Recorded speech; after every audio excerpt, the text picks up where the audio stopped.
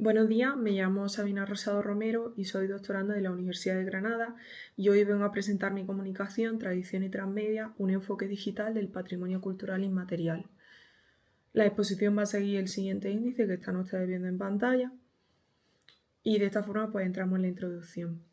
La protección del patrimonio cultural inmaterial constituye uno de los retos más significativos de las sociedades contemporáneas, especialmente en un contexto global en el que la identidad de los saberes y las prácticas comunitarias se encuentran en continua tensión entre preservación y transformación.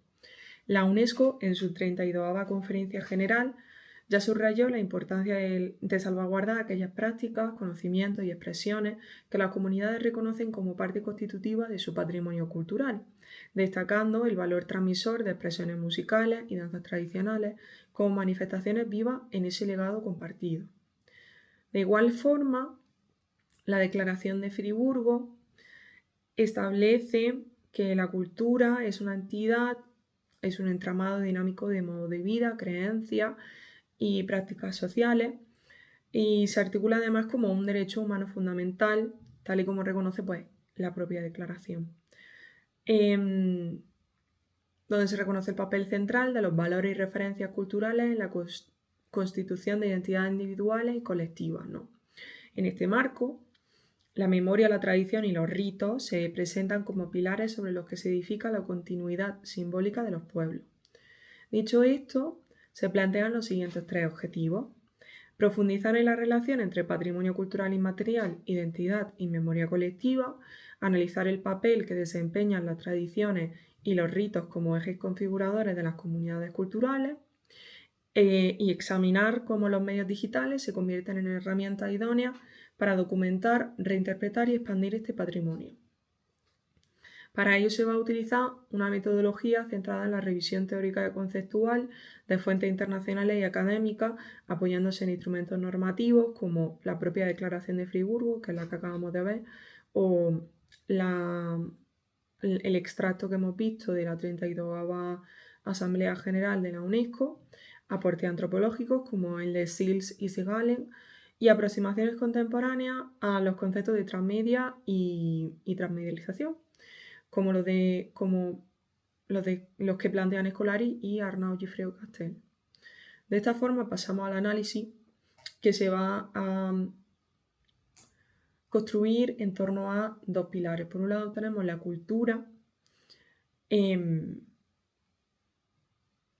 la identidad cultural, memoria colectiva y prácticas tradicionales hacen que las comunidades culturales construyan su identidad a partir de un sistema dialéctico en el que conviven la innovación y la tradición, lo particular y lo universal.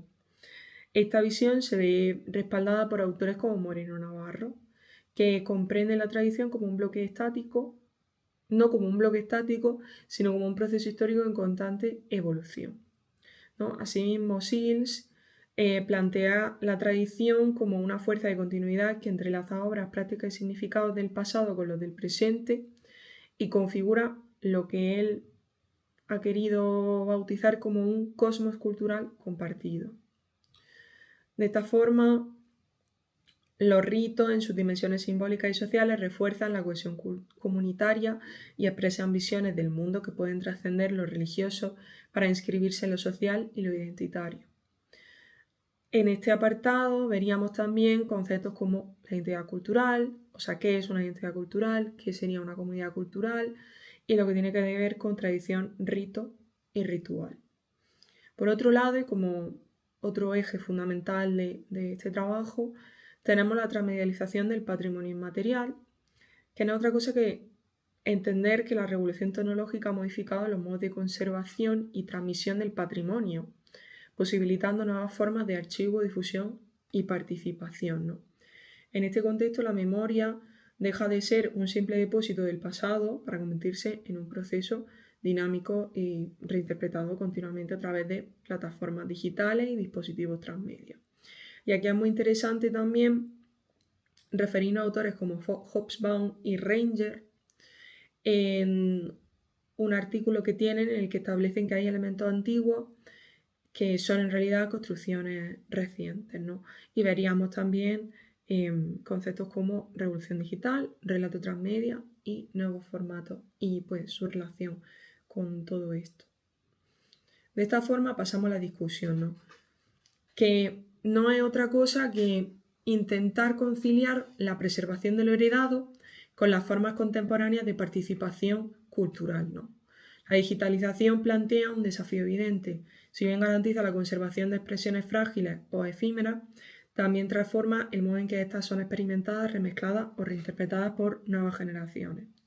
Es interesante ver la red como un repositorio de fragmentos, de fotos, de textos, de grabaciones, de vídeos, que dan lugar a relatos transmedia abiertos y plurales.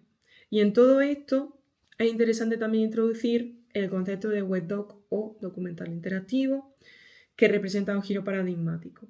Según autores como lo que hemos visto antes, como Scolari y Geoffrey Castel, estos formatos no solo documentan la realidad, sino que crean experiencias participativas que amplían los modos de acceder al conocimiento y permiten al usuario adoptar un rol activo en la construcción del discurso. Esta lógica transmedia, donde cada medio aporta un fragmento significativo del relato, abre la puerta a nuevas narrativas del patrimonio que escapan a la linealidad tradicional y entran en el terreno de lo colaborativo, lo rizomático y lo mutable. Por tanto, una cuestión clave que emerge de todo esto y que también va a estar presente en las conclusiones es que el patrimonio cultural inmaterial ya no puede comprenderse sin integrar los entornos digitales. De esta forma, pasamos a las conclusiones, que por un lado tenemos que el patrimonio inmaterial, tal y como hemos visto, lejos de ser un vestigio del pasado, constituye un campo vivo, dinámico y en constante reconfiguración. Y su valor radica en la capacidad de las comunidades para transmitir, reinterpretar y resignificar sus prácticas culturales a lo largo del tiempo. Y vemos que el medio digital, lejos de deshabilitar esta dimensión, la potencia. Garantiza su preservación, amplifica los canales de transmisión y abre espacios de interacción antes impensables, ¿no? Y en este caso, formatos como el webdoc permiten no solo documentar la tradición, sino expandirla mediante experiencias inmersivas que involucran al usuario en un proceso de construcción colectiva del conocimiento. Y también debemos de ver el webdoc como una manifestación plenamente posmoderna, ya que sigue una lógica de collage. En su interior puede albergar cualquier tipo de formato.